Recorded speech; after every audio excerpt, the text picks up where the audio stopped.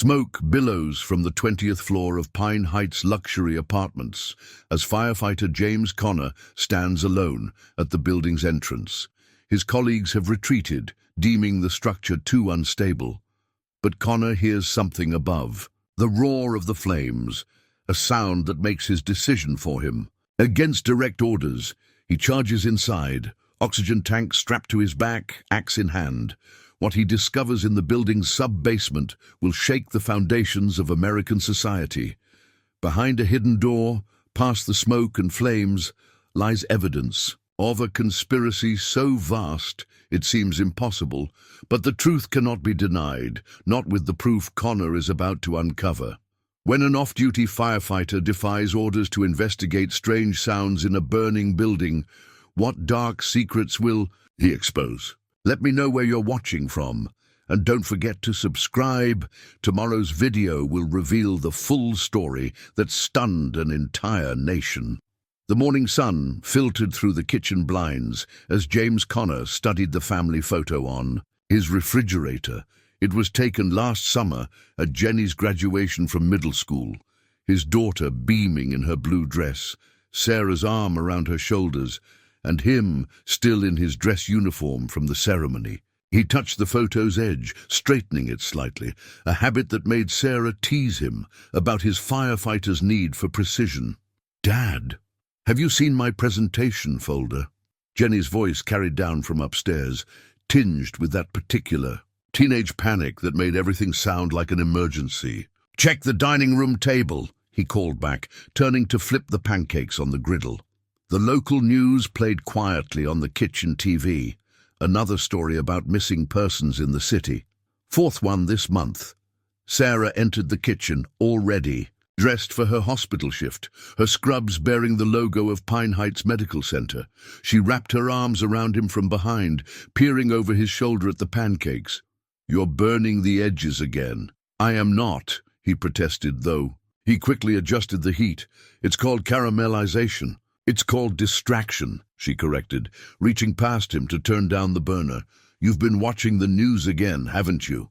Connor nodded toward the TV, where a tearful mother pleaded for information about her missing daughter.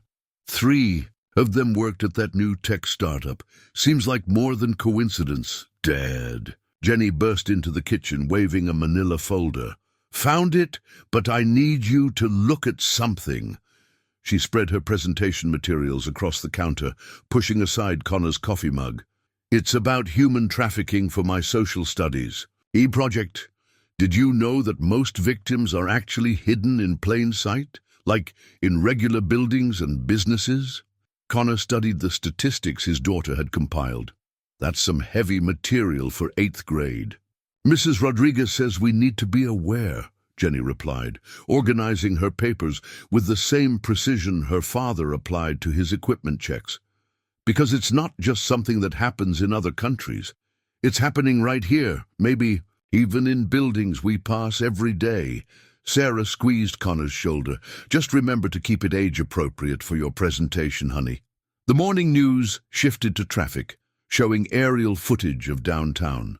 The camera panned past Pine Heights luxury apartments, its gleaming windows reflecting the sunrise. Connor had done a safety inspection there last month. Something about the building's layout had bothered him, but the paperwork had all been in order. "Did you know," Jenny continued, reading from her notes, "that sometimes traffickers use medical facilities as covers because they can explain away people coming and going, and they have access to drugs and—" "Okay, that's enough heavy material before breakfast," Sarah interrupted, moving to help Connor plate the pancakes. "You can practice your presentation after school." Connor's phone buzzed, his daily reminder to check his equipment before heading to the station. He'd developed the habit early in his career, and it had saved lives more than once. As he finished his coffee, he caught Sarah watching him with that look she got when she was worried about something. "What?" he asked. "Just be careful today. I had a weird experience at work yesterday. A patient came in, clearly needed help, but when security showed up, they just disappeared, left without treatment. The whole thing felt off." Speaking Off, Jenny interjected. Did you see they closed the entire east wing of Pine Heights for renovations? Lisa's dad is a real estate agent, and he says there's no permit filed for any work there. Connor's firefighter instincts stirred. In 15 years of service, he'd learned to trust his gut when things didn't add up. The missing persons reports, Sarah's strange patient, the unauthorized construction, separate threads that seemed to be weaving together into something darker. The station alert tone chimed from his phone. Time to head out. Be safe out there, Sarah said, their daily ritual. She handed him his lunch bag, another tradition, even though they both knew he'd probably share it with the crew. Always am, he replied, kissing her goodbye. He hugged. Jenny, careful not to wrinkle her presentation materials. Knock 'em dead with that project, kiddo. Just maybe tone down the scary parts. As he headed for his truck, Connor glanced back at the house. Sarah and Jenny stood in the doorway, waving, his whole world framed in morning light. He took a mental snapshot, storing it away like he did every morning. In his line of work, you learn to treasure these moments. The radio crackled to life. As he started the engine, all units be advised, multiple missing persons reports filed overnight. 3 more individuals, last seen in the downtown area. Connor's hand hovered over the volume dial, but he left it on. Sometimes the most important calls weren't the ones that came through dispatch. Sometimes they were the quiet warnings that added up to something you couldn't ignore. He pulled away from the curb, the family photo in his wallet sitting close to his heart. Behind him, the morning sun caught the windows of distant downtown buildings, their surfaces gleaming like mirrors hiding what lay beneath. The call came in at 10:47 a.m., structure fire at Pine Heights Luxury Apartments, 20th floor. Connor was already suited up when Engine 27 rounded the corner, the gleaming tower coming into view through a haze of smoke. That's more than a 20th floor. Fire, Lieutenant Rodriguez muttered beside him. Smoke poured from multiple points across the building's facade, suggesting a complex burn pattern that didn't match the initial report. As they pulled up to the scene, Connor noticed something odd about the building's security staff. Instead of helping with evacuation, they seemed to be blocking certain exits, directing people away from the East Wing, the same wing Jenny had mentioned that morning. Connor, Rodriguez, take the blueprint and start evacuation protocol.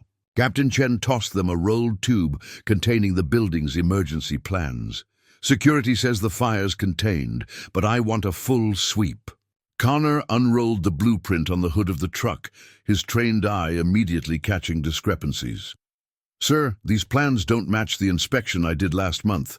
There's an entire sublevel missing. Rodriguez leaned in, frowning. And what's with these elevator shafts? They show service access, but no corresponding doors on the upper floors. A commotion near the main entrance drew their attention.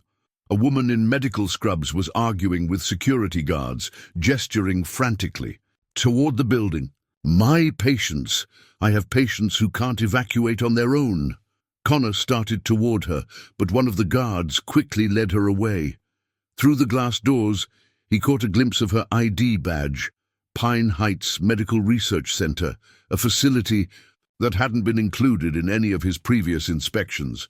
Connor, Rodriguez called, we've got people trapped on 18 through 22. No response from the emergency stairwell access. They moved fast, gathering their gear. But as they approached the entrance, a security guard stepped in their path. The upper floors are being handled by our internal emergency team. Connor shared a look with Rodriguez. No private security team had jurisdiction over fire department personnel during an active emergency. Sir, step aside, Connor ordered, authority heavy in his voice. We have confirmed reports of trapped civilians. The guard's hand drifted toward his weapon, an unusual level of armament for residential security. I repeat, the situation is under control. Captain Chen appeared behind them. Under whose authority? Pine Heights Security has full jurisdiction. During internal matters. This stopped being internal the moment we got called, Chen cut him off. "Now stand down, or I'll have DHS here in 5 minutes to explain why you're obstructing emergency responders." The guard's radio crackled. After a moment's hesitation, he stepped aside. Inside, the smoke was thicker than it should have been, for a fire reportedly contained to one floor. Connor and Rodriguez moved efficiently, checking their oxygen equipment as they headed for the stairs. "Emergency services, call out!" Connor's voice echoed in the stairwell. No response. They climbed past the 10th floor when Connor noticed it, a subtle change in the wall texture where someone had patched over what used to be a door. He'd seen similar work in his inspection, but the blueprint had offered no explanation. "For these phantom entrances, Rodriguez," he called, running his gloved hand along the seam. "These modifications aren't up to code. No firebreak in the walls." "Whole place feels wrong," Rodriguez replied, checking the floor indicator. 15. 5 more to go." A sound carried down the stairwell. Not the typical crackle of fire or groan of stressed metal, but something else, something human. Connor pressed his radio. "Command, be advised. Possible civilians in the stairwell between 15 and 16. Sound of—" He paused, listening. "Sound of multiple voices." "Received." Chen's voice crackled back. "Be advised, building management is attempting to revoke access. You've got 10 minutes before this becomes a legal situation." Rodriguez checked his oxygen gauge. 10 minutes isn't enough for a proper sweep. "Then we better make it count." Connor started up the stairs again, but his mind was racing. Jenny's presentation, Sarah's strange patient, the missing people on the news, pieces of a puzzle he wasn't sure he wanted to solve. The voices grew clearer as they climbed. Not screams of panic, but something more controlled, more contained, like people who had long since learned that calling for help was pointless. Connor's hand tightened on his axe. Sometimes the most dangerous fires were the ones that burned unseen, hidden behind walls of silence and secrecy, and sometimes being a firefighter meant facing more than just flames. The building groaned above them, a deep structural sound that Connor had learned to fear. Rodriguez's radio crackled with urgent chatter, multiple heat signatures on the thermal imaging, strange readings from the basement levels, and growing concern about the building's stability. "All units evacuate immediately," Captain Chen's voice cut through the static. "I repeat, all units out, structure showing signs of potential collapse." Connor switched on his body camera, a habit that had saved careers before. "Command, requesting 2 more minutes. We've got confirmed sounds of—" A scream cut through the air, distinct, desperate, and quickly muffled. "Negative, Connor. Buildings compromised. Get out now." Rodriguez grabbed Connor's arm. "James, we've got to go. You've got a family. Family." Jenny's words from breakfast echoed in his mind. Hidden in plain sight. The missing persons reports, Sarah's vanishing patient, the sealed-off doors. His throat tightened as the pieces aligned into a horrifying picture. "Go," Connor said, checking his oxygen gauge. "Report what we found. The blocked exits, the security interference, everything. Don't be stupid. If I'm wrong, I'm wrong." Connor adjusted his mask. "But if I'm right, and we walk away," he met his partner's eyes. "I couldn't live with that." Rodriguez's expression shifted from frustration to understanding. 10 minutes, then I'm coming back for you. Stability be damned." They clasped hands briefly before Rodriguez started down the stairs. Connor waited until his footsteps faded, then moved upward, each step deliberate and silent. The body camera's red light blinked steadily, recording everything. If he was walking into what he suspected, there would need to be a record, evidence, proof that couldn't be buried in bureaucratic paperwork or explained away by corporate lawyers. The 20th floor door was hot, but not scorching. Connor pressed, his gloved hand against it, feeling for pressure differences. The fire wasn't centered here.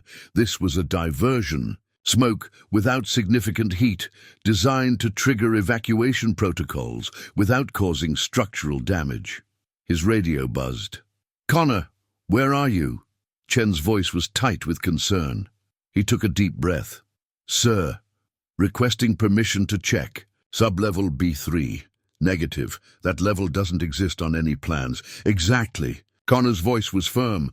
Sir, remember the Marlton Street warehouse case? The one that got buried? A long pause. 3 years ago, they'd found a similar setup. A fire used to cover up evidence of trafficking. The case had disappeared into a maze of jurisdictional disputes and political pressure. They'd all been ordered to forget what they'd seen. You've got family, Connor, Chen said finally, echo of Rodriguez's warning. That's why I have to do this. He thought of Jenny's presentation materials spread across their kitchen counter. Because somebody else's family is down there. Another. A pause. Your camera on? Affirmative. Keep it running. Document everything. Chen's voice dropped lower. I'm calling in some markers. Federal task force should be here in 30 minutes, but Connor, we never had this conversation. Understood. Connor checked his oxygen one last time. And Captain, if something happens, tell Sarah and Jenny. You'll tell them yourself. Chen cut him off. Just make it count. Connor turned toward the eastern stairwell, the one missing from official blueprints. The security guards had been directing people away from this section for a reason. Behind his mask, he whispered a brief prayer, not for safety, but for justice. The hidden stairwell door was seamlessly integrated into the wall, visible only because he knew what to look for. The lock was industrial grade, but the frame showed signs of recent modification. Poor installation meant gaps in the fireproofing. 20 years of forcing doors had taught him where to look for weaknesses. The axe felt familiar in his hands as he lined up his strike. One solid hit would do it. His radio crackled one last time. Connor, Rodriguez's voice. I've got DHS on another channel. Whatever you find, it's already being uploaded to secure servers. They can't bury this one. Connor thought of the family photo on his refrigerator. Thought of other families, staring at empty chairs and unanswered phones. Thought of his daughter, confidently explaining how trafficking victims were hidden in plain sight, never knowing how close to home her research would hit. Copy that, he said, and swung the axe. The hidden door crashed open with a sound that echoed through the smoke-filled corridor. Connor moved quickly, sweeping his flashlight across unfamiliar territory. The stairs here weren't standard construction, newer, industrial-grade steel, designed for heavy use and minimal maintenance. His breathing echoed inside his mask as he descended. 1 floor down, then 2, the air growing thicker despite being below the fire. The smoke shouldn't be this dense at this depth. Unless they're burning evidence, he muttered, the body camera's light blinking in response. The smell was wrong too.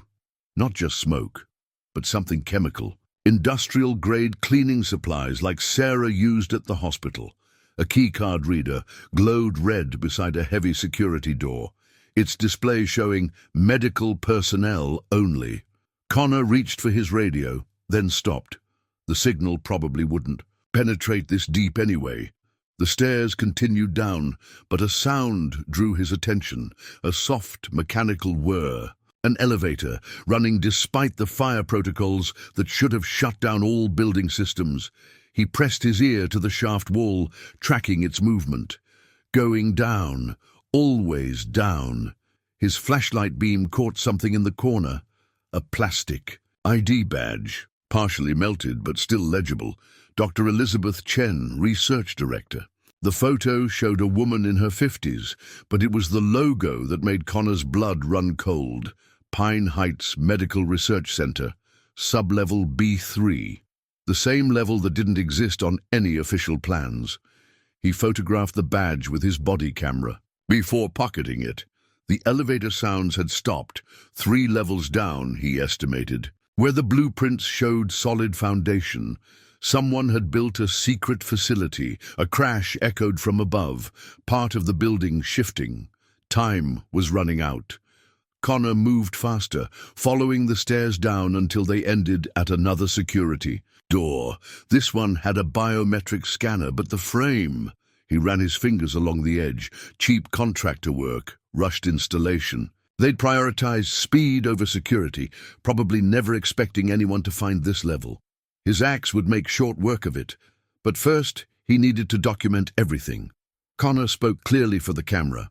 Firefighter James Connor, engine. 27, currently in unmarked sublevel of Pine Heights apartments.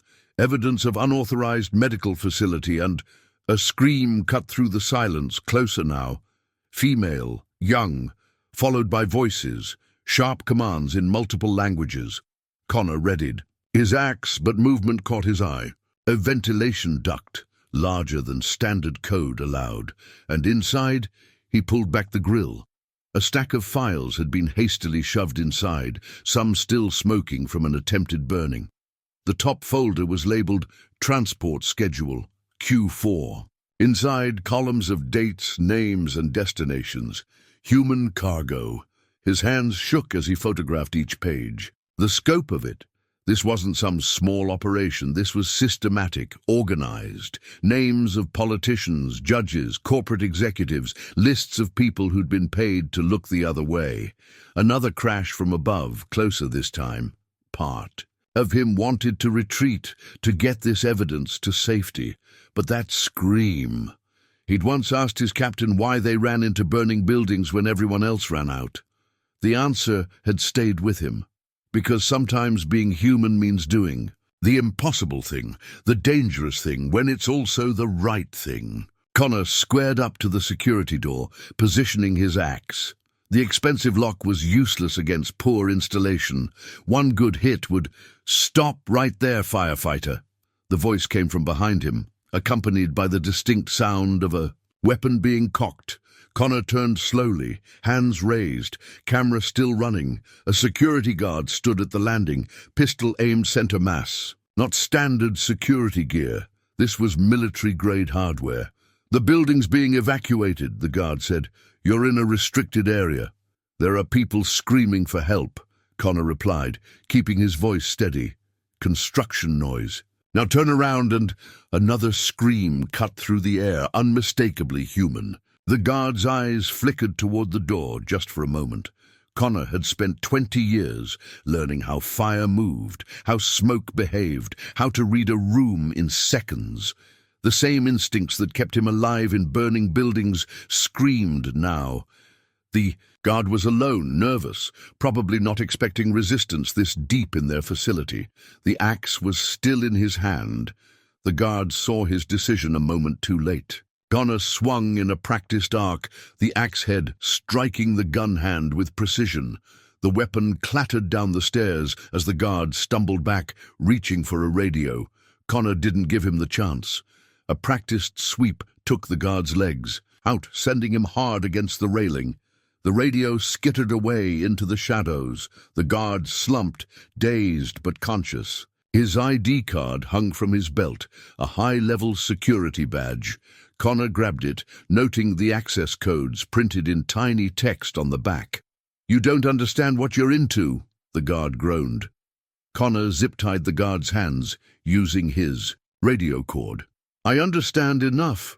He held up the transport schedule, "and soon everyone else will too." Turning back to the security door, he swiped the stolen card. The light turned green.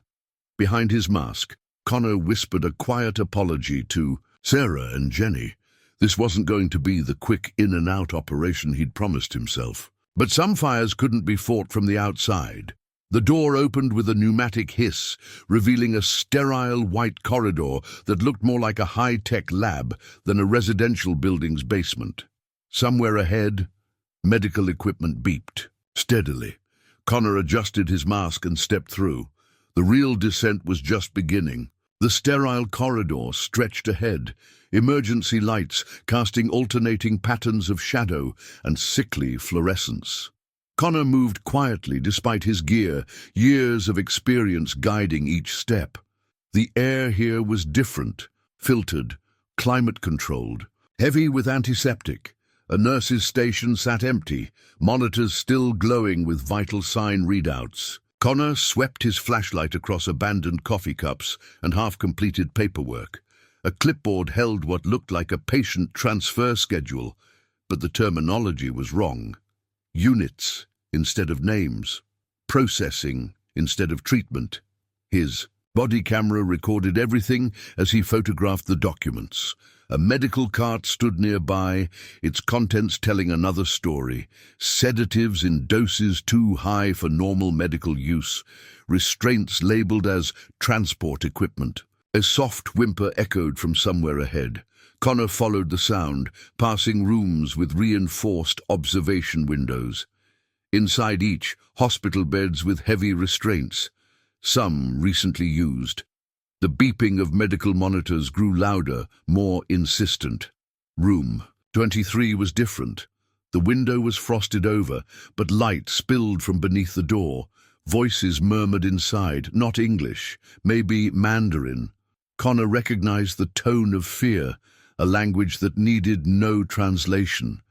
He keyed his radio, knowing it probably wouldn't transmit this deep. Engine 27 to command. Found survivors in sub-level medical facility. Multiple victims. Need immediate assistance and medical support. Static answered, but the camera's light kept blinking. Evidence. Proof. The security card from the guard opened the door. Inside, the scene hit him like a physical blow. 3 women huddled in the corner, hospital gowns hanging loose on their thin frames. Medical IVs still dangled from their arms, tracking monitors blinking steadily. They shrank back as he entered, eyes wide with terror. "It's okay," he said softly, setting down his axe and raising his hands. "I'm here to help. Fire department." He tapped his badge, hoping the universal symbol of emergency services might translate where words failed. One of the women, older than the others, spoke rapidly in Mandarin. Connor caught the word for police and shook his head. "No police," he said carefully, "just rescue." He pointed to his camera. "Evidence to stop this." The older woman's eyes sharpened with understanding. She spoke again to the others, and Connor saw the first glimpse of hope replace their fear. A filing cabinet stood against the wall. Connor tried it, locked. The axe made quick work of that.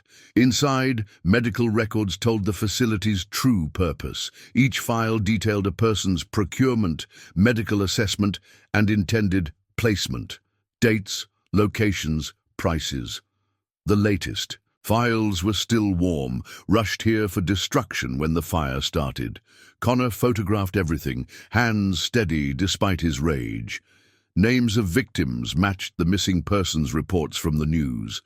Medical histories recorded in cold, clinical terms. And everywhere, signatures of doctors, administrators, officials who had to have known. "More," the older woman said suddenly in broken English. She pointed down the hall. "More people! Hurt!" Connor nodded, understanding. "How many?" She held up both hands, then 3 fingers. 13 lives hidden away in this sterile hell. The building groaned above them, a warning. Time was running out. He keyed his radio again, desperate now.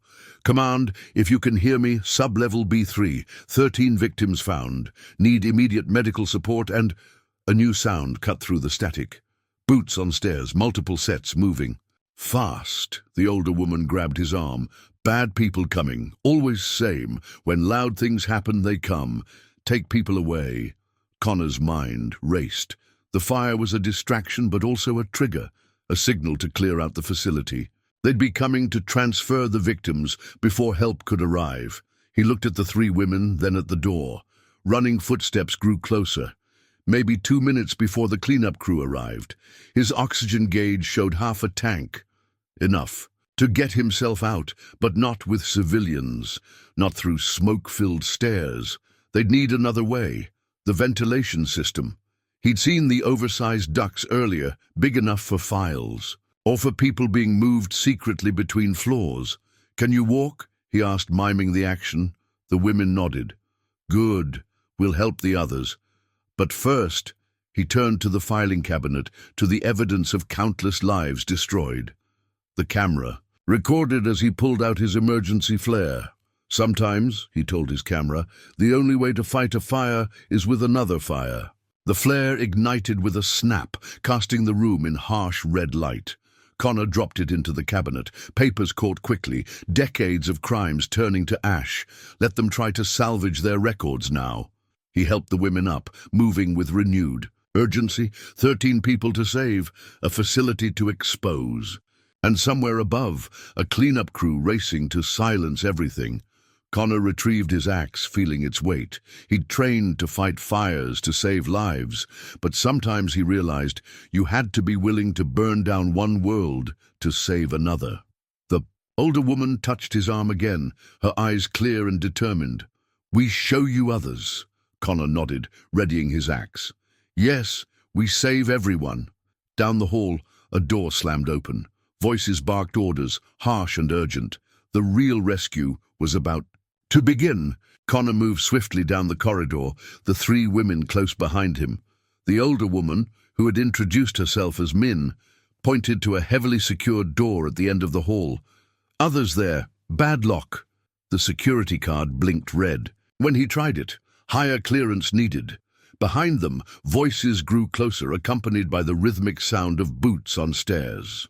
"Stand back," Connor ordered, gesturing for emphasis. The axe struck true, splintering the electronic lock. Inside, more hospital beds, more victims, some barely conscious, others stirring at the noise. A wall-mounted security monitor flickered with multiple camera feeds. Connor's throat tightened as he saw men in tactical gear descending the stairs, their weapons definitely not standard security issue. But the cameras showed something else too. Faces, clear images of facility staff, security personnel, and Connor's breath caught, several prominent city officials being hustled out through a hidden garage entrance. He pulled out his phone, filming the monitor. The camera quality was poor, but the faces were unmistakable. A state judge, the police commissioner, a prominent hospital administrator, all caught in the act of fleeing a human trafficking operation. "How did you get in here?" a voice demanded from the doorway. A man in a white coat stood there, tablet in hand, 2 armed guards flanking him. Connor shifted, keeping himself between the guards and the victims. "Fire department, building evacuation." The doctor's laugh was cold. "This is a restricted medical facility. These patients are under quarantine." "Quarantine?" Connor's voice cut like steel. "With armed guards and restraints?" A younger woman behind him suddenly spoke up, her English halting but clear. "He hurt us many times. Says we sick needs tests, always tests." The doctor's face hardened. He spoke rapidly into a radio, and the guards raised their weapons. Connor had seconds to make a decision. The ventilation duct above them was their only chance. He'd spotted the maintenance access panel earlier. But they'd need time. "Everyone, back corner," he ordered, pointing. Most seemed to understand the urgency, if not the words. As they moved, he caught sight of something else on the security monitor. Rodriguez and a DHS tactical team entering. The building's main lobby. Help was coming. They just had to survive long enough to reach it. The doctor was still talking into his radio, coordinating what Connor now realized was a facility-wide cleanup operation. On the monitors, staff were systematically destroying records, wiping computers, erasing evidence, but they hadn't counted on his body camera, still recording, or his phone, now uploading footage to the secure server Rodriguez had mentioned. Connor hefted his axe. "Last chance. Stand down and surrender to federal custody." The doctor nodded to his guards. "Remove the fire hazard." Connor moved before they could fire, hurling his flashlight at the first guard while swinging his axe at the second's weapon. Years of forcing doors had given him precision. The axe struck the gun, sending it spinning. The doctor turned to run, but Min was there, swinging. A metal IV stand with surprising strength. He went down hard, his tablet skittering across the floor. Connor grappled with the first guard, using his bulky fire gear as armor. They crashed into the security desk, monitors swaying. The second guard recovered his weapon, taking aim. But he'd forgotten about the other women. A hospital tray, swung by desperate hands, caught him in the back of the head. He stumbled, and Connor saw his opening. One practice strike, and the guard dropped. The doctor lay groaning, Min standing over him with the IV stand ready for another. "Swing! Up!" Connor ordered, pointing to the vent. "Everyone up, now!" They worked quickly, helping the weaker victims climb. The duct was tight but navigable, designed for clandestine transport of people, now becoming their escape route. Connor paused only to zip-tie the unconscious guards and the doctor. On the monitors, he could see more tactical teams entering. The building, the DHS raid, was in full swing. "You too," he told Min, helping her into the vent. "I'll be right behind you." One last thing. He retrieved the doctor's tablet, its screen still showing patient transfer schedules, contact lists, financial records. More evidence. The sound of gunfire echoed from the stairwell. Connor pulled himself into the vent, securing the access panel. Behind him, in the dark, cramped space, he could hear the scared breathing of 13 survivors. Ahead somewhere was freedom, justice, and a reckoning years in the making. Behind them, through the facility's cameras, the conspiracy's architects were unknowingly recording their own downfall. The evening air hit Connor's face like a blessing. As he helped the last survivor through the maintenance exit, DHS tactical teams had secured the perimeter, their weapons trained on the building's remaining exits. Ambulances lined the street, their lights painting the scene in alternating red and white. Rodriguez was there helping guide victims to waiting paramedics. He caught Connor's eye with a slight nod. "You look like hell, partner. You should see the other guys." Connor handed over the doctor's tablet and security badge. "Got some reading material for the feds." A familiar voice cut through the chaos. "Connor!" Sarah pushed through the crowd, still in her hospital scrubs. Her face went pale at the sight of the victims being loaded into ambulances. "Oh my God, the missing patients." "Ma'am, this is a secure area," a DHS agent began, but Sarah held up her hospital ID. "I'm an ER nurse. These people need medical attention, and I'm guessing most of them don't speak English."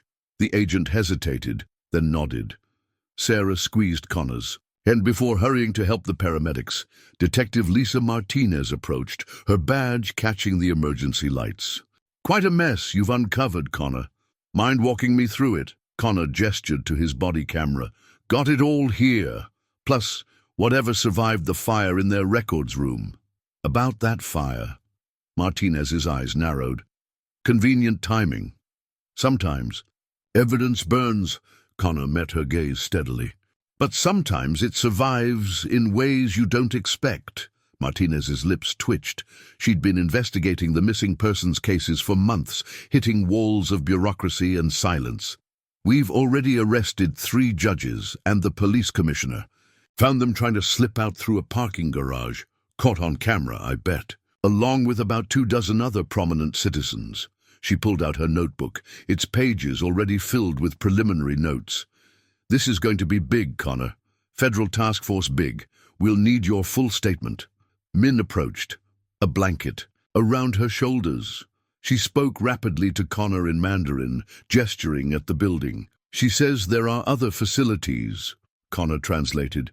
"This was just a processing center. They have more locations." Martinez's pen moved quickly. "We'll need translators, victim advocates. These people are our star witnesses." The fire was out now, contained to the records room where Connor had started it. Above, the building's higher floors bore no trace of the horrors hidden below. How many people had lived there, he wondered, never knowing what lay beneath their feet. Sarah returned, her face grim. "They've been drugged, systematically. Some show signs of long-term sedation, but they're stabilizing, the younger ones especially." Connor thought of Jenny's presentation materials, still spread across their kitchen counter that morning. "Hidden in plain sight," she'd said. "If only." "She knew, Connor," Rodriguez called from nearby. "DHS wants to see this." On his partner's phone was a news alert. "Breaking, major human trafficking ring uncovered in luxury high-rise. Multiple city officials implicated." "It's already hitting the networks," Martinez said. "No putting this genie back in the bottle." Good, Connor thought. Some things needed to see daylight. A young DHS agent approached with a laptop. "Sir, We're ready to download your body camera footage and there's someone here to see you." Through the crowd came a familiar face, FBI Special Agent Catherine Chen, the captain's sister who'd worked the buried Marlton Street case 3 years ago. "Hello, James," she said quietly. "Looks like we finally got them." Connor looked at the building, at the survivors being treated, at the handcuffed conspirators being led to waiting vehicles. "Not all of them. Not yet." "No," Chen agreed, "but we've got what we need now. Names, faces, records." She held up a flash drive. "And thanks to your camera, we've got proof that can't be buried." Martinez closed her notebook. "I'll need you at the station tomorrow. Full debrief." Connor nodded, watching as Min helped translate for other survivors. Their eyes were clearer now, holding something he hadn't seen in the facility. Hope. Sarah appeared at his side, slipping her hand into his. "Jenny's going to have quite a few questions about why we're on the news." "Yeah." Connor managed a small smile. "But at least now we can give her some answers." Above them the building stood silent, its secrets finally exposed to the light. But Connor knew this was just the beginning. Somewhere out there, other facilities waited in darkness. The real work was just starting. The task force headquarters hummed with activity. 3 days after the Pine Heights raid, Connor sat in a crowded conference room, surrounded by federal agents, local detectives, and international law enforcement liaisons. Detective Martinez's notebook lay open before her. Its pages now a complex web of names, dates, and connections. "The doctor talked," Martinez announced, tapping her pen against a hastily drawn organizational chart. "Dr. Stephen Walsh, former chief of research at 3 prestigious hospitals, claims he was just following orders." "They always do," Special Agent Chen remarked dryly. She gestured to a series of photographs spread across the table. Surveillance. Shots from Connor's body camera. But his records tell a different story. 10 years of systematic trafficking, all disguised as medical research. Connor studied the faces in the photos. Judges who'd dismissed missing persons cases, police officials who'd buried investigations, hospital administrators who'd provided cover for the research facility. "What about the survivors?" he asked. Martinez flipped to a new page in her notebook. 23 victims identified so far, not just the 13 you rescued. Some were held in other facilities before Pine Heights. Min's been instrumental in helping them talk. She was a doctor herself before they trafficked her. The door opened and Sarah entered, still in her hospital scrubs. She'd been working with the survivors, helping document their medical conditions. "The tox screens are back," she said, dropping a thick file on the table. "They were using experimental sedatives, military-grade stuff that's not even supposed to exist." Connor thought of the medication logs he'd photographed in the facility. "They were testing drugs on them, among other things." Sarah's voice was tight. "Some show signs of organ harvesting. Clean, professional work." The room fell silent. Chen was the first to speak. "Black market transplant trade. That's how they were funding the operation." Martinez's pen moved quickly, adding new connections to her notebook. "The medical angle explains the hospital connections. They needed legitimate facilities to process the organs, forge documentation, but it goes higher," Connor said. He pulled out his phone, showing them a news article. 3 congressmen just resigned. A federal judge recused himself from all pending cases. They're running scared. "Good." Chen's smile was sharp. "Scared people make mistakes, talk to save themselves." A young FBI analyst burst into the room, laptop in hand. "You need to see this. We decoded more of Dr. Walsh's files, found a pattern in the shipping manifests." He pulled up a map on the main screen. Red dots appeared across the country, then internationally, each one representing a potential facility. "They disguised it as medical supply shipments," the analyst explained. "But the weights were wrong, living cargo." Connor felt Sarah's hand slip into his. On the screen, the red dots multiplied, spreading like a virus across continents. Martinez added, the new locations to her notebook, her handwriting growing cramped as the conspiracy's scope expanded. We'll need international cooperation. Interpol's already interested. And protection for the witnesses, Chen added. These people have resources, connections. They'll try to silence anyone who can testify. Connor thought of Min and the others. Finally safe in a secure medical facility. They've been silenced long enough. Sarah spoke up. The survivors want to help. Min's been translating their statements. They remember faces, locations. Each one is a thread we can pull. Speaking of threads, Martinez said, the financial records you recovered are paying off. Offshore accounts, shell companies, all leading back to something called the Prometheus Institute. Chen's head snapped up. That's a government think tank. They advise on medical research policy. Perfect cover, Connor said. Who's going to question a respected medical research organization? The analyst's fingers flew over his keyboard. Prometheus Institute board members, cross-referencing with our suspects, new faces appeared on the screen. Respected doctors, research scientists, policymakers. My God, Sarah whispered. These people shaped national healthcare guidelines. Martinez's pen paused. They wrote the rules to hide their own crimes. No, Connor corrected, seeing the bigger picture. They wrote the rules to facilitate them. Every policy, every regulation, it was all designed to make their operation possible. Chen was already on her phone. I want surveillance on every board member, bank records, travel histories, everything. Wait, the analyst called. There's more. The Institute's funding. It's not just private donors. There are government grants, military contracts. The room grew very quiet. Martinez's pen hovered over her notebook, as if uncertain where to even begin documenting this level of corruption. So we're not just fighting criminals, Connor said finally. We're fighting the system that created them. No, Chen replied, her voice hard. We're exposing it, all of it. That's why they couldn't bury Marlton Street this time. Too many eyes, too much evidence. Sarah squeezed Connor's hand. Too many people who won't stay silent. Martinez closed her notebook, its pages now a roadmap of corruption and courage. All right, she said. Where do we start? Connor looked at the map, at all those red dots representing lives waiting to be saved.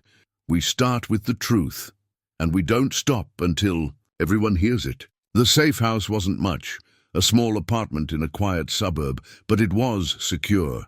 Connor watched Min pore over financial documents spread across the kitchen table, her medical training helping her decode the complex trail of transactions. Here, she said, pointing to a series of transfers, they move money like they move people. Hidden paths, many steps, but patterns same. FBI forensic accountant David Patel nodded, adding another printout to their growing wall of evidence. They used medical supply purchases to hide human cargo, and organ transplant billing to hide the profits. Connor studied the latest financial report. Prometheus Institute's tax returns showed millions in research grants flowing to offshore accounts. Each transaction was perfectly documented, hiding atrocity behind bureaucracy. Look at these dates, Min said suddenly. Her finger traced a series of large transfers. Match dates when new girls arrive, when others disappear. Patel's eyes widened. They weren't just documenting their crimes, they were accounting for them, Connor finished. Every victim had a price. A commotion outside drew their attention. Through the window, Connor saw the safe house security team intercepting a delivery van that had lingered too long. His phone buzzed. Martinez calling. Connor, we've got a problem. Someone tried to access the hospital wing where we're keeping the survivors. Had perfect credentials, but Sarah spotted something off about their paperwork. Connor's chest tightened. Everyone okay? They got away clean, but we found this in their fake ID. She sent a photo, a small symbol, barely noticeable. The Prometheus Institute logo. They're getting bold, he said, watching the security team finish their sweep. Or desperate. Both. Chen's team just raided a law firm connected to the Institute, found shredders still warm. They're burning everything they can't hide. Min looked up from the financial records, her face grim. Not everything. She held up a document, a detailed ledger of medical procedures with corresponding payment amounts. Some things leave traces, in bodies, in numbers. Patel was already typing, cross-referencing these payments with known organ transplant costs. My God, they weren't just selling to the black market, they were supplying legitimate hospitals. How? Connor demanded. Those procedures are regulated, documented, by the same people running the trafficking ring, Min said quietly. They write rules, remember? Make their own crimes legal. Connor's phone buzzed again, Sarah this time. James, Jenny's school just called. Someone tried to pick her up using emergency contact information, said they were from social services. His blood ran cold. Is she? She's fine. The school followed protocol, called me first. But James, they knew our daughter's name, her schedule. Connor met Min's eyes. She nodded, understanding. Go. Family first. We continue here. I'm sending extra protection to the house, he told Sarah. Don't open the door for anyone without... No, she cut him off. But James, they're sending a message. They know who we are, where we live. No, he corrected. They're showing us they're scared. People with power don't make threats unless they're running out of options. Patel looked up from his computer. Connor, you need to see this. Those transplant records, they connect to a private hospital network owned by a shell company, which is owned by another shell company, which leads to the Institute. Minnie. Finished? Higher, Patel said. Department of Defense contracts, black budget medical research. Connor's phone buzzed one more time. Chen. Turn on the news. He flipped on the Safe House TV. Breaking news banner. Prometheus Institute executives found dead in apparent murder-suicide. Convenient timing, he said into the phone. Too convenient, Chen replied. But they made a mistake. The suicide note mentions details of the operation we haven't made public yet. Details only someone involved would know. They're cleaning house, Connor realized, eliminating loose ends and writing the narrative they want us to believe. Chen's voice hardened. Not this time. Martinez is bringing in the victims for new depositions tonight. We move fast, get everything on record before a crash from outside. Connor was moving before he registered the sound, pulling Min away from the window as gunfire shattered the evening calm. Get down! He shouted, years of emergency training taking over. Patel dove for cover, clutching the financial records. Through the broken window, Connor saw the delivery van from earlier peeling away, its side door closing on men in tactical gear. His phone crackled. Chen again. Connor, what's happening? He helped Min up, checking her for injuries. They just tried to tie up another loose end. Failed. Police are en route. Connor, if they're willing to hit a federal safe house, then we're close to something they really don't want us to find. He looked at the financial documents scattered by the attack. Something in the numbers. Min was already gathering the papers, her hands steady despite the danger. Then we keep looking. Truth like sunrise. Cannot stop it once it starts. Connor nodded, watching police cars converge on the safe house. The conspiracy was vast, powerful, and increasingly desperate. But desperate people make mistakes, and every mistake was another thread to pull. The letter arrived at their temporary safe house in a plain white envelope, no return address. Connor watched as the FBI tech carefully opened it using gloved hands. Inside, a single sheet of expensive paper, the kind used for legal documents. We know about Jenny's peanut allergy, Sarah read, her voice steady despite the tremor in her hands. We know about the EpiPen she carries in her blue backpack. We know about her presentation on human trafficking. Ironic, isn't it? Walk away. Now or next time we won't just watch. Jenny sat between them on the safe house couch, her face pale but composed. They were at my school, she said quietly, actually watching me. Connor's hand tightened on the letter. The paper bore the watermark of the Prometheus Institute. Not even trying to hide their involvement now. "We're not walking away," he said firmly. "But you and your mother—" "Don't you dare finish that sentence," Sarah cut him off. "We're in this together. Running won't make us safer. It'll just make us easier targets." Jenny pulled out her notebook, the same one that had held her trafficking presentation research. Now it contained newspaper clippings about the Pine Heights raid, printouts of financial documents, careful notes in her precise handwriting. "Mum's right," she said. "I've been tracking the news coverage. Every time they threaten a witness or an investigator's family, more people come forward. They're making it worse for themselves." Connor looked at his daughter with a mixture of pride and concern. When had she grown so fierce, so determined? Sarah's phone buzzed. A text from Min. Another survivor had agreed to testify, inspired by Jenny's refusal to be intimidated at school. "They don't understand," Sarah said, reading the message. "Every threat, every attempt to silence us, it just proves how important this is. How many other families they've destroyed." A knock at the door made them all tense. Agent Chen entered. Carrying a thick file. "We traced the paper stock," she announced. "Custom order, very exclusive. Only 3 companies in the country make it. And one of them has a major contract with—" "Let me guess," Connor interrupted. "The Institute." "Better. Department of Defense. Same division that handled their black budget medical research." Chen's smile was grim. "They're getting sloppy, leaving breadcrumbs." Jenny was already writing in her notebook. "Like in my presentation, traffickers often make mistakes when they're under pressure, get overconfident." Chen looked at the teenager with newfound respect. "Exactly. And speaking of pressure," she opened her file. "That threatening letter? They printed it on their own letterhead, didn't even bother using different paper stock. They wanted us to know it was them," Sarah realized. "They wanted to remind us how powerful they are," Connor corrected. "But instead, they gave us evidence," Jenny finished, adding another note to her growing collection. Chen nodded. "Forensics found trace elements in the paper that match a specific manufacturing batch. We can prove exactly when and where it was made, who ordered it." Another knock.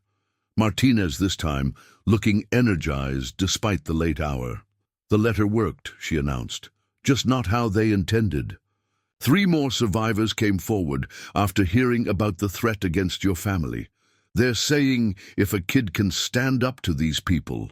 Jenny straightened, a hint of color returning to her cheeks. "There's more," Martinez continued. "Remember, those medical supply shipments?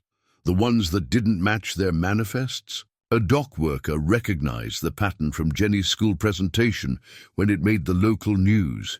He's been documenting suspicious containers for months."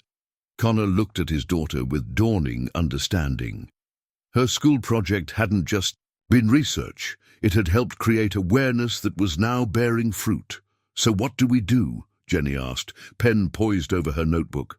Sarah took the threatening letter from Connor's hand and deliberately tore it in half. "We do what firefighters do, honey. We run toward the fire, not away from it. And we bring backup," Chen added, pulling out her phone. "I'm calling in protective details for every witness family. Let's show them how threats multiply resistance." Connor watched his wife and daughter comparing notes with the federal agent, their initial fear transformed into determination. The conspirators had tried to use his family as leverage. Instead, they'd only proved why this fight was so personal, so necessary. Some fires, he realized, forge you stronger. The task force's situation room looked like something out of a spy thriller. Every wall covered with photos, documents, and connecting threads, all centered around a massive organizational chart that Martinez and Chen had been building for weeks. "It's beautiful," Jenny whispered, staring at the complex web of connections. She'd been allowed to visit the command center after school, her own research having proved valuable enough to earn her unofficial status with the investigation. "Beautiful and ugly at the same time," Min said, standing beside her. She pointed to a cluster of photos near the top.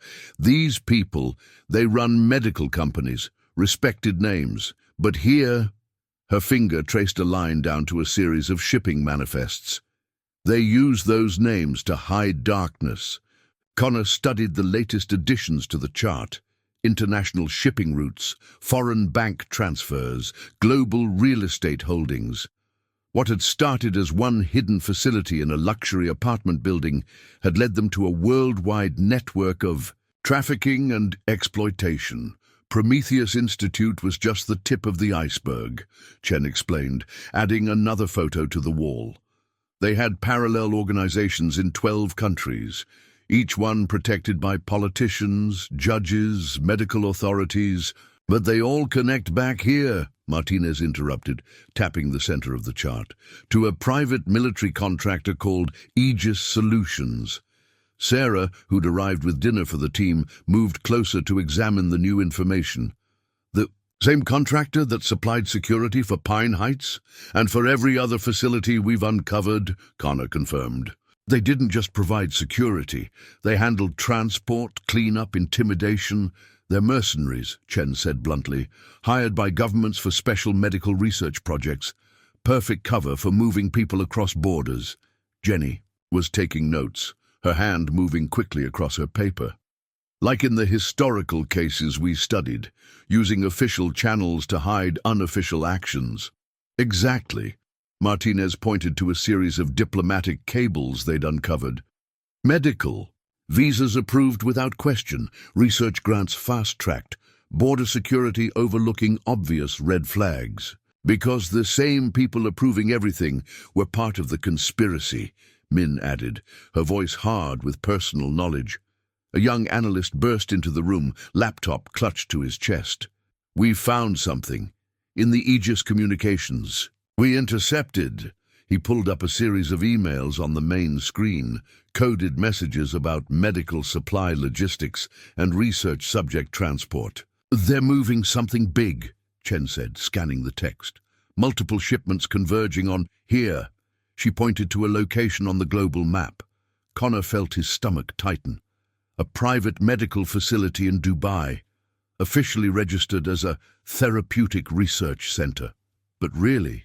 Sarah asked, though they all knew the answer. "A processing hub," Min said quietly, "where they sort people, decide their value, medical specimens, organ matches, research subjects." Jenny's pen stopped moving. For the first time, the reality of what they were fighting seemed to overwhelm her academic interest. Sarah put an arm around her daughter. "Maybe you should take a break, honey." But Jenny shook her head. "No, this is why it's important. Why we have to understand it. Because it's real people, real families." Connor watched his daughter turn back to her notes with renewed determination. She was right. Understanding the horror was part of fighting it.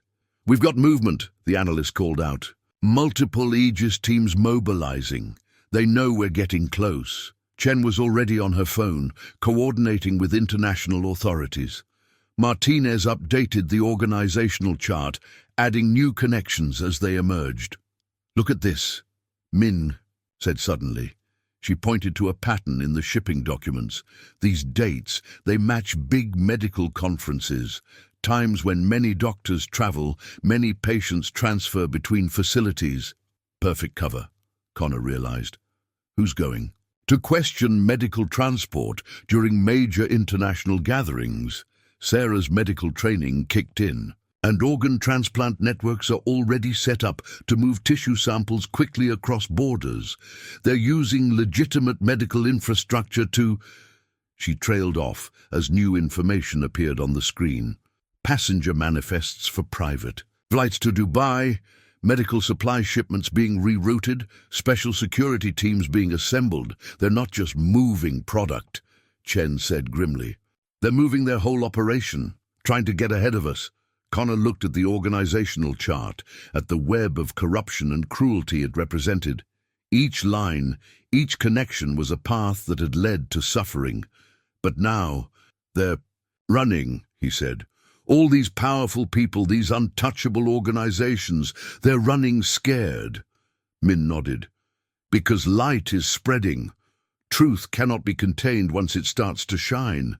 Jenny added one final note to her paper. "So, we follow them to Dubai?" "No," Martinez replied, adding a final line to the chart. "We're already there. Interpol teams have been in place for weeks, waiting for exactly this. Connor watched as more updates flowed in, arrest warrants being issued across multiple continents, bank accounts being frozen, properties being seized. The organization chart wasn't just a map of corruption anymore, it had become a blueprint for dismantling it. Headlines scrolled across every screen in the command center. Global trafficking ring exposed, raids in 23 countries. Prometheus Institute leadership arrested in dawn raids. Medical research facade hid worldwide criminal enterprise. Aegis. Solutions. CEO, board members taken into custody. Survivors speak they stole our lives in the name of science. Connor watched the news coverage with Min and Sarah, each update confirming another successful operation. The Dubai facility had fallen first, its carefully maintained facade crumbling under the weight of international law enforcement. 37 survivors rescued from Dubai alone, Martinez reported, updating their status board. Another 42 from satellite facilities, and those are just the preliminary numbers. Sarah's phone buzzed constantly with messages from medical colleagues. Hospitals across the country are reviewing every research protocol, every unusual transfer. The whole system is under scrutiny. Good, Min said firmly. Too long, we trust. Authority without question. Now people learn to look closer. The command center hummed with activity as reports flowed in from around the world. Each raid unleashed new evidence, new connections, new names to add to their ever-growing investigation. Chen burst in, her usually composed demeanor crackling with energy. Parliament members arrested in London. Cabinet ministers detained in Singapore. A presidential aide taken into custody in Mexico. The dominoes are falling, Connor observed. More like the dam breaking, Martinez corrected. She pointed to the latest headline. Whistleblowers emerge. Medical staff worldwide report suspicious activities. Jenny, who'd been allowed to stay home from school due to security concerns, was cataloguing the headlines for her expanding research project. It's like you said, Min. Once the truth starts coming out, it cannot be contained, Min finished. She'd been working with survivor advocacy groups, helping other victims find their voices. A commotion drew their attention to the main entrance. FBI agents were escorting Dr. Walsh, the physician from Pine Heights, in handcuffs. He's talking, Chen announced. Really talking. Names, dates, locations, everything. Connor studied the man who'd overseen so much suffering. Walsh looked smaller now, his arrogance replaced by fear. What changed his mind? Dubai, Martinez said. When he saw his partners abandoning ship, moving assets, he realized he'd be the scapegoat.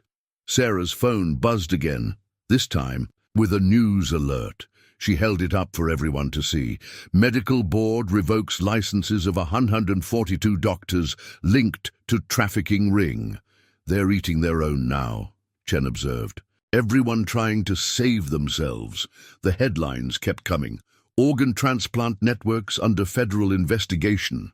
Private security firms face increased scrutiny. Congressional hearings announced on medical research oversight. Jenny highlighted another story. Firefighters' discovery sparks global investigation. You're famous, Dad, she said with a small smile. Connor shook his head. The survivors are the real story. They're the ones showing true courage. As if to confirm his words, the screens filled with a new image. Min, standing before a bank of microphones at an international press conference. Other survivors stood with her, faces strong and determined. We speak now, Min's voice rang out, for those who still cannot. For those still trapped in shadows. This is not about one facility, one company, one country. This is about system that values profit over people. The command center fell quiet, everyone watching as Min continued. They took our names, gave us numbers, made us invisible. But we are not numbers. We are mothers, daughters, sisters. We are doctors, teachers, students. We are human beings, and we will not be silent anymore. The room erupted in applause. not just there but at press conferences worldwide as survivors stepped forward to tell their stories. Martinez's phone lit up with new updates. More arrests in progress. The Dubai evidence opened floodgates. Everyone scrambling to cooperate before they're implicated. And the military contracts? Connor asked. Chen's smile was fierce. Congressional subpoenas just went out. Black budget medical research is about to see some sunlight. Sarah watched. The continuing coverage, her medical training giving her unique perspective on the unfolding revelations. They'll have to rebuild the whole system. Research oversight, organ donation networks, international medical cooperation. They'll have to rebuild it right this time, Jenny said, still taking notes. With transparency, accountability. Connor looked at the headlines still pouring in. Each one another crack in the wall of secrecy that had protected this conspiracy for so long. The truth was doing what truth does best, spreading, growing, demanding to be heard. Min smiled at the newest headline. Survivors lead push for international medical oversight reform. See, she said quietly, light always wins against darkness. Always. The internal memo surfaced at midnight, leaked by someone inside the Department of Justice. Connor read it in the task force's secure room, Chen and Martinez looking over his shoulders. Internal communications, eyes only RE, operation containment. Priority, maximum recent security breaches concerning classified medical research programs require immediate action. All personnel are reminded that national security protocols supersede standard investigative procedures. Division chiefs are instructed to redirect resources from the Prometheus Aegis investigation toward domestic terror threats.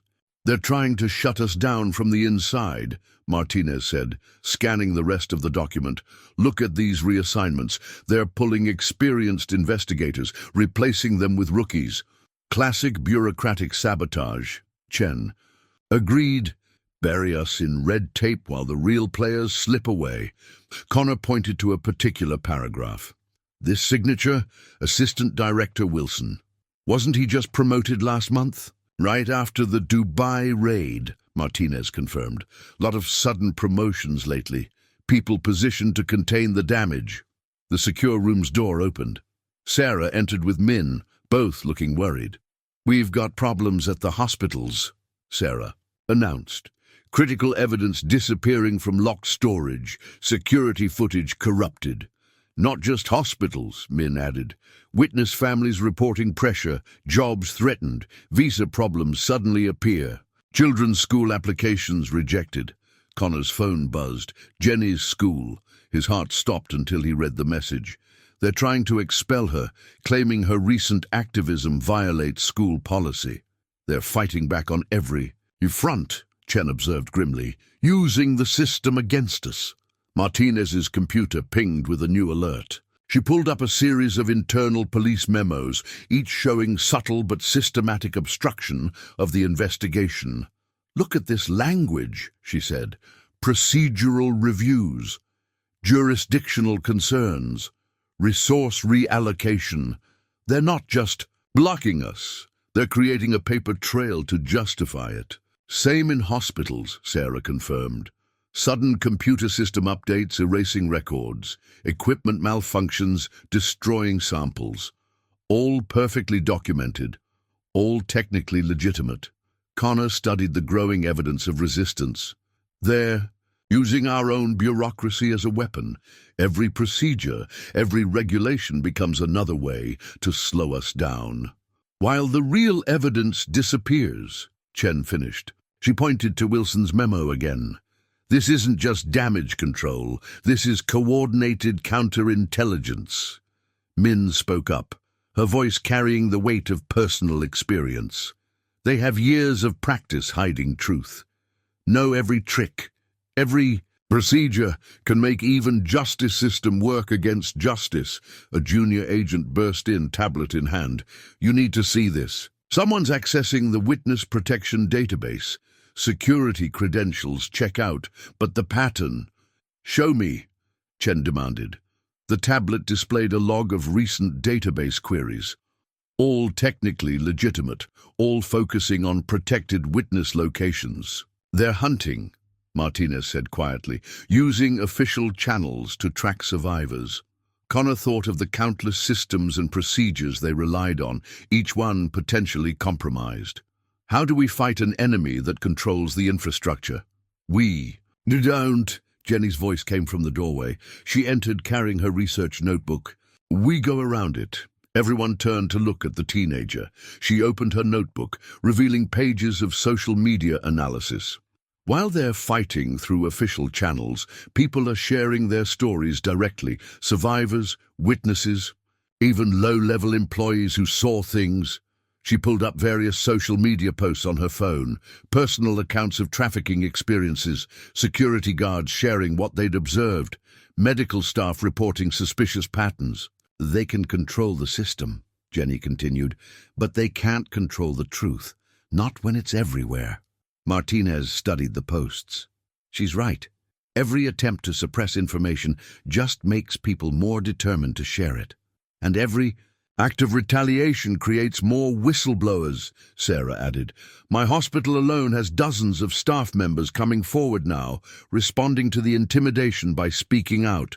Chen's phone lit up with a new message. Wilson's memo just leaked to major news outlets. Someone inside Justice couldn't stomach the cover-up. See? Min smiled. Truth finds way. Like water, block one path, it finds another. Connor watched as more reports of resistance poured in. For every official obstruction, there were dozens of individuals finding ways to expose the truth. Hospital.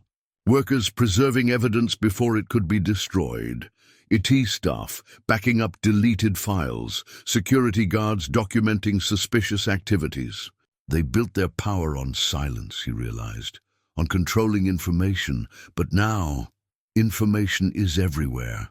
Jenny finished, and everyone's watching. Martinez added another stack of leaked documents to their evidence wall. They're fighting a war they've already lost. The more they try to contain this, the more it spreads. Chen nodded. Every act of suppression becomes proof of what we're fighting. Through the command center windows, Connor could see teams of investigators, still working, despite the late hour. Many were new faces, volunteers from other departments, people choosing to stand up despite the pressure. The infrastructure might be compromised, but the truth had found new paths, new voices, new ways to come to light. Some fires couldn't be contained. They could only spread until everything hidden was illuminated. The federal courthouse buzzed with tension as Connor watched Judge Sarah Martinez, no relation to the detective, review the thick stack of court documents before her. After weeks of institutional resistance, this was the moment everything hinged on the first major hearing that would determine if justice would prevail over power. Your Honor, the Prometheus Institute's lawyer began, these allegations are based on illegally obtained evidence. A firefighter operating outside his jurisdiction, a firefighter, Judge Martinez interrupted, responding to clear signs of human distress. Unless you're arguing that your client's right to secrecy outweighs the duty to save lives, the lawyer faltered. Behind him, Connor could see Min among the survivors present for the hearing, her quiet strength radiating through the courtroom. Furthermore, the judge continued, lifting a document, I have here sworn testimony from 37 medical professionals detailing systematic abuse of research protocols.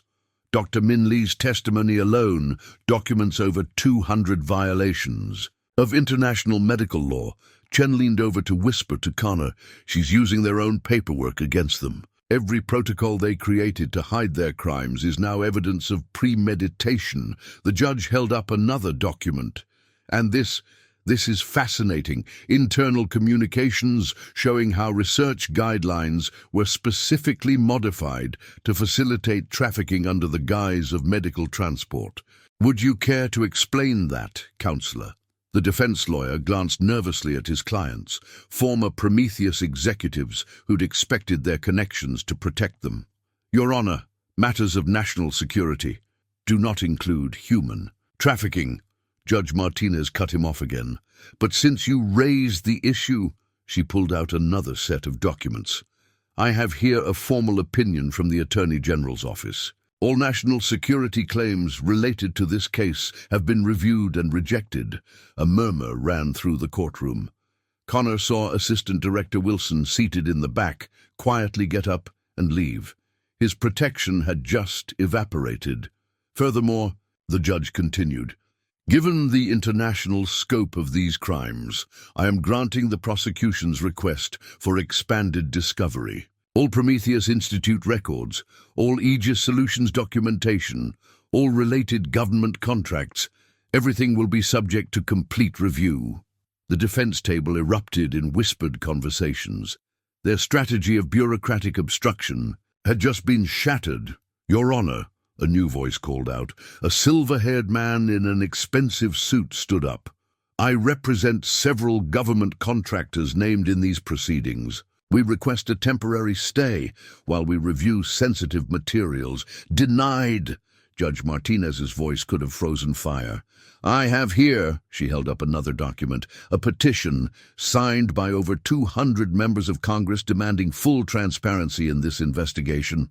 The time for hiding behind classification is over. Connor felt Sarah's hand slip into his. She'd taken time off from the hospital to be here, understanding the importance of this moment.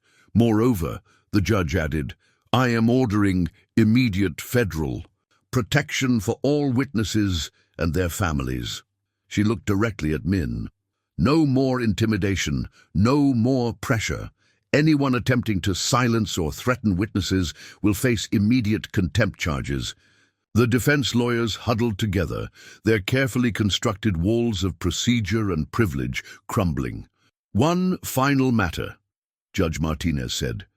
Given the evidence of widespread corruption in oversight agencies, I am appointing an independent, special master to review all related cases.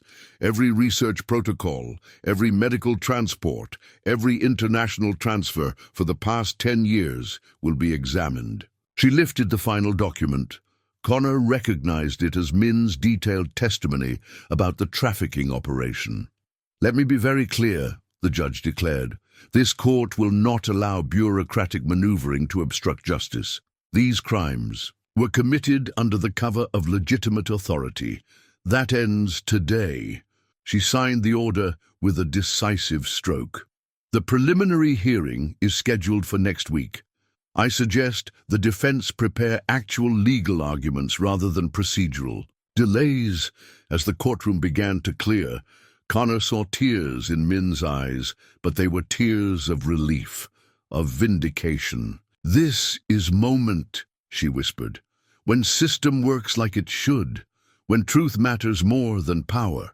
Martinez approached their group, her detective's notebook full of new details. Wilson's protective network is falling apart. 3 more assistant directors just submitted resignations. And the witness database access? Chen asked. Traced and blocked. Judge's order gives us authority to lock down all sensitive systems. Connor watched as court officers began distributing copies of the judge's rulings. Each page represented another crack in the wall of silence and corruption. They thought they could bury this in paperwork, Sarah observed, but they forgot. The truth was in the paperwork all along, Jenny finished, still taking notes. They documented everything. Their own records became their weakness. The judge's final words echoed through the courthouse. Justice may be blind, but it sees the truth. Clearly enough when people have the courage to speak it. The verdicts came in like thunderclaps, each one echoing through the justice system. Connor sat with his family in the courtroom as the Chief Judge of the Federal Circuit read the first major decision in the matter of United States versus Prometheus. Institute principles. On the charge of conspiracy to commit human trafficking, this court finds the defendants guilty. On the charge of international medical fraud, guilty. On the charge of criminal enterprise. The list went on, each conviction carrying maximum sentences. No deals, no reduced charges, no diplomatic compromises. The evidence had been too overwhelming, the crimes too egregious. Sarah gripped Connor's hand as they watched Dr. Walsh led away in handcuffs, his medical license permanently revoked. The man who had overseen so much suffering would spend the rest of his life in prison. The court further orders, the judge continued, the complete dissolution of the Prometheus Institute, with all assets seized and allocated to a victim compensation fund. Min, seated with other survivors, nodded in quiet satisfaction. The organization that had stolen years of her life was being dismantled, its resources turned toward healing the wounds it had created. Outside the courtroom, Martinez updated their status board. 17 convictions today, 34 more cases pending, international tribunals preparing charges against another 100 suspects. And the reform legislation? Connor asked. Chen held up a newly printed bill, passed committee this morning. The Medical Transport Oversight Act. Complete overhaul of how patient transfers are monitored. Real-time tracking, multiple agency verification, survivor input on every protocol. Jenny was documenting everything for what had become a comprehensive research project on systemic change. They're calling it the Phoenix Protocol because it rose from the ashes of corruption. Sarah's phone buzzed with updates from the medical community. 3 more hospitals implementing the new safety measures ahead of schedule. The whole system is transforming, not just medical system, Min added. She showed them a news alert. International police force creates dedicated medical trafficking division. Connor watched as more verdicts were delivered, more handcuffs clicked shut. Former executives, corrupt officials, security contractors, all facing justice at last. Dad, Jenny said quietly, look at this. She pointed to her research notes. Every new conviction leads to more people coming forward, other victims, other witnesses. It's like sunlight spreading, Min finished. Each truth encourages more truth. Martinez approached with fresh court documents. Wilson just took a plea deal, trading information about other corrupt officials for a reduced sentence. The whole network of protection is unraveling. They protected each other for so long, Chen observed. Now they're falling over themselves to confess first. A commotion at the courthouse entrance drew their attention. Survivors from other facilities were arriving, ready to testify in the next round of trials. But they weren't coming as victims. They walked in with heads high, ready to speak their truth. Look at their faces, Sarah whispered. That's what justice looks like. Connor remembered the first survivors he'd found in Pine Heights, their fear and hopelessness. Now they were helping reshape the system that had failed them. The judge's voice rang out again. This court recognizes that these verdicts, while necessary, are only the beginning. Real justice requires systemic change. She held up the reform bill. Therefore, in addition to criminal penalties, this court mandates the creation of an independent oversight committee, staffed by medical professionals, law enforcement experts, and, most importantly, survivors themselves. Min straightened. In her seat, she'd been asked to serve on that committee, to help ensure the new system would truly protect the vulnerable. The darkness thrived because good people looked away, the judge concluded. These verdicts send a message. We are looking now. We will keep looking. Justice may have been delayed, but it will not be denied. As the court adjourned, Connor saw tears in Jenny's eyes. You okay, honey? She nodded. It's just, in my first presentation I wrote about how trafficking victims rarely see justice, how the system fails them. But now we make new system, Min said firmly, one that works for truth, not power. Outside, the sun was setting, but its light seemed to linger. Something new was rising, not just verdicts and reforms, but a fundamental shift in how justice worked. The conspirators had hidden behind paperwork and procedure for years. Now those same tools were being reconstructed, turned from weapons of concealment into instruments of truth. 1 year after the first verdicts, Connor stood with his family at the dedication of the Survivors' Memorial Garden, built on the site of the former Pine Heights apartments. It was a place of healing and remembrance. At its center, a bronze plaque caught the morning light. In memory of those lost and in honor of those who survived, their truth lit the way their courage changed. The world, Min spoke at the podium, her voice strong and clear. The frightened woman from the hidden facility was gone, replaced by a powerful advocate who now headed the International Survivors Coalition. We gather not just to remember, she said, but to continue our work. This garden grows where darkness once lived, but gardens need tending, justice needs protecting. Behind her, the new Medical Justice Center rose, a state-of-the-art facility where survivors worked alongside medical professionals and law enforcement to monitor international medical transport and research protocols. Sarah, now the center's chief medical advisor, squeezed Connor's hand. Her hospital had been the first to implement the Phoenix protocols, creating a model for medical institutions worldwide. Every patient transfer, Min continued, every research proposal, every international medical transport, all now monitored by people who understand the signs, who know what to look for because they lived it.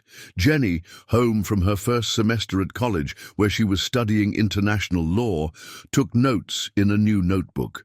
Her high school research project had evolved into a comprehensive study of how survivor-led oversight was transforming global medical practices.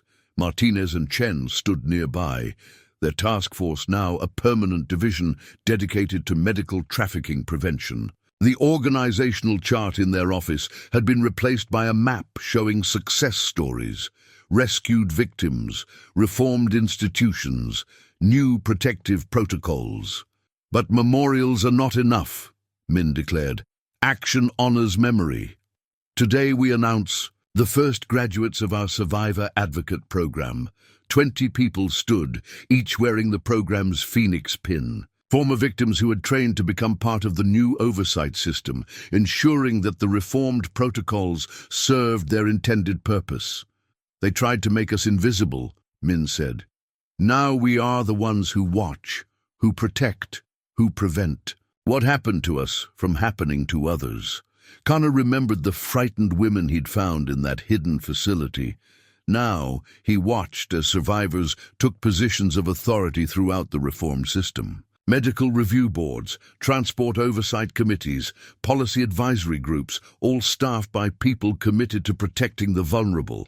Sarah's phone buzzed with updates from the international medical network she helped create. Another trafficking attempt prevented, another corrupt official exposed, another life saved because someone knew what to look for and had the power to act. The old system failed because it served power, Min continued. The new system works because it serves truth. Every survivor who speaks, every witness who acts, every person who chooses to see and respond, they are all gardeners of justice. Jenny showed Connor her latest research. Survivor advocacy programs spreading globally, medical institutions reformed from within, a new generation of healthcare workers and law enforcement trained to recognize and respond to trafficking attempts. Look, at this, she whispered, pointing to her data. Trafficking attempts down 80% since the new protocols. And when they do try, they're caught because everyone's watching now. Martinez joined them, her detective's notebook replaced by tablet tracking real-time international medical transport data. Just stopped another suspicious transfer attempt in Singapore. Local oversight committee, headed by survivors, caught. The warning signs. System works because they can't hide anymore, Min said, as if hearing their conversation. No more shadows, no more silence. Truth lives in light. The garden around them bloomed with healing plants from around the world, each chosen by survivors. A place of remembrance transformed into a source of ongoing change. Sarah pointed out new construction nearby, additional facilities for the expanding oversight network. Every time they try to revive the old methods, they find the landscape has changed. The infrastructure they once exploited now works against them. Connor watched as survivors and their families explored the garden, its paths designed to encourage both reflection and connection. The memorial at its heart was not an end point, but a beginning. From fire we rose, Min concluded. From darkness we brought light, but our greatest victory is not in what we ended, but in what we built, a system where truth has power, where healing has purpose, where every life matters. The morning sun touched the memorial plaque, its light spreading across. The garden like a promise kept, a future protected, a darkness transformed into dawn. 5 years after the Pine Heights discovery, Connor stood in the Capitol Rotunda, watching as members of Congress filed in for the ceremony. The Congressional Medal of Honor for civilian service gleamed on a velvet cushion, but he knew it wasn't really for him. Jenny, now in her final year of law school, adjusted his tie. "Stop fidgeting, Dad, you look fine." "I still say they've got the wrong person," he muttered. "I just did my job." "No," Min said from beside him. "You chose to see, to act. Sometimes that is most important job of all." The survivors who could attend sat in the front rows, many now leaders in the reformed medical oversight system. Sarah stood with her medical colleagues, the Phoenix protocols they'd developed, now the international standard for patient protection. Martinez and Chen were there too, their task force model replicated worldwide. The organizational chart that had once mapped corruption now tracked success stories, lives saved, attempts prevented, institutions reformed. The Speaker of the House approached the podium. 5 years ago, a firefighter followed his conscience into a burning building. What he discovered there sparked more than an investigation. It ignited a transformation. Connor thought about that morning, how differently it could have ended if he'd followed orders to evacuate. One choice, countless ripples. But this medal, the speaker continued, recognizes more than one man's courage. It honors all who chose to see truth and speak it, the survivors who testified, the medical professionals who reformed their institutions, the law enforcement officers who chose justice over expediency. Jenny squeezed his hand. Her college thesis on the survivor-led oversight system had become a blueprint for reform, studying how truth could transform institutions from within. Today, because of their collective courage, we have a medical system that protects the vulnerable instead of exploiting them. Transport protocols that ensure transparency instead of enabling trafficking. Research oversight that serves humanity rather than profit. Sarah's phone buzzed quietly, another success from the International Monitoring Network. Someone had recognized warning signs, protocols had activated, lives had been saved, the system working as it should. But perhaps the greatest legacy, the speaker said, is not in what was stopped, but in what was started. A movement where survivors became protectors, where victims became advocates, where the very institutions that once enabled crimes now stand guard against them. Min nodded slightly.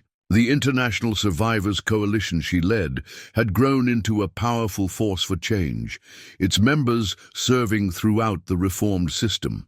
"This medal represents America's highest civilian honor," the speaker announced, "but it also represents a promise that we will remain vigilant, that we will continue to choose truth over comfort, justice over expediency, courage over compliance." Connor stepped forward to receive the medal, but he gestured for Min to join him. Then Sarah, Jenny, Martinez, Chen. Soon the platform was full of those who had fought for change. "This is real honor," Min said quietly. "Not metal and ribbon, but people standing together, choosing to make difference." Through the rotunda's windows, Connor could see the sun touching the dome of the Medical Justice Center. Its network spanned the globe now, staffed by people committed to protecting others. The speaker finished with words from the memorial plaque. "Their truth lit the way. Their courage changed the world." Afterward, in the garden that had replaced Pine Heights, Connor watched as new survivor advocates trained to recognize trafficking attempts. The old patterns that had once hidden crimes now served as warning signs, their knowledge protecting others. "It's like you always say, Jenny told him, reviewing her notes from the oversight committee she now served on. Some fires have to be fought from the inside.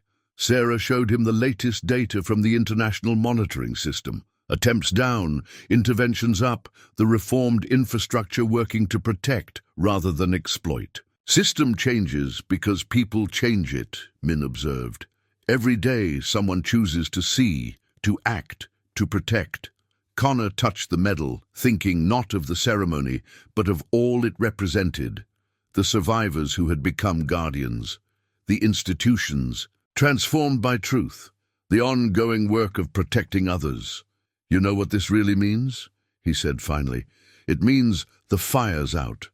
Not just at Pine Heights, but in all the places where darkness tried to hide. No, Min corrected gently. It means we keep watch, keep tending garden of justice. Some fires must be prevented, not just fought. The sun set behind the Medical Justice Center, but its networks remained active, its protocols alert, its people vigilant. Somewhere in the world, someone was choosing to see, to speak, to act. The legacy wasn't in the medal or the memories, it was in the truth that lived and worked in the light, protecting others from the shadows that had once seemed so powerful. The fire that had started with one choice, one action, had transformed into something greater, an eternal flame of vigilance, justice, and hope.